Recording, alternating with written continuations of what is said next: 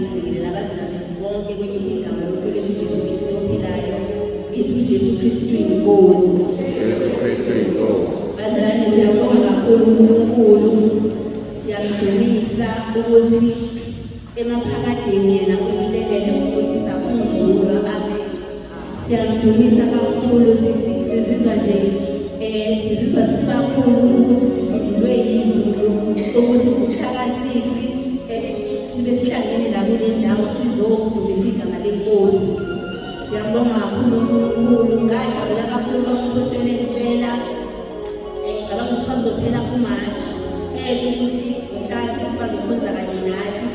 Sasizoya esikoleni la sikhonza khona ngase ngikuba nje ukuthi abazalwane bangabe ekhona bampostoli baye bathanda ukuthi nabo babe khona. So siyabonga uNkulunkulu ukuthi usihlelele ukuthi sizokhonza sibangaka. Namhlanje basakhona abazali kodwa siyamdumisa uNkulunkulu Baba. Ngizobingelela nje bazalwane ngizonamukela sizothi sihamasteli namukelekile bazalwane sizweni lisekhaya sizweni lisekhaya sithokozela ukuba kanye nani singabantunyane kodwa inkosi nje isithandile ukuthi lizohlanganyela kanye nathi. Mhlambe okunye engingakusho ngabalula ukuthi izinto zangasese ezabesifazane zingala ukuphuma ngaloya mnyango zingala ezabesilisa ukuphuma ngalo mnyango zingala akabonga uJesu. Siyabazalwane siyabonga uNkulunkulu kubazalwane mhlawumbe abaqalayo ukuba la kule ndawo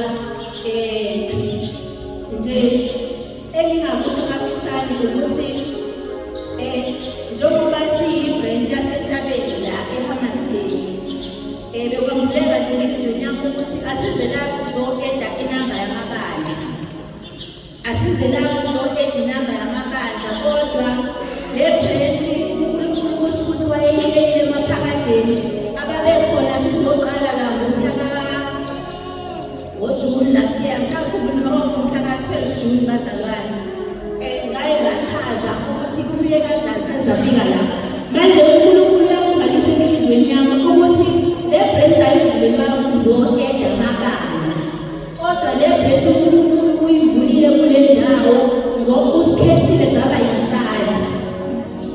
Futhi akasikhethanga ngemisebenzi ukuthi sibe yinsali kodwa sikhethwe ngomusa. Manje sidinga ukuhamba njengabantu abaqondayo ukuthi sibekwe ngomusa la sikhona. Abanye bangaba-confused bathi mhlawumbe omamkholokothi baphuma laba bekhonza khona.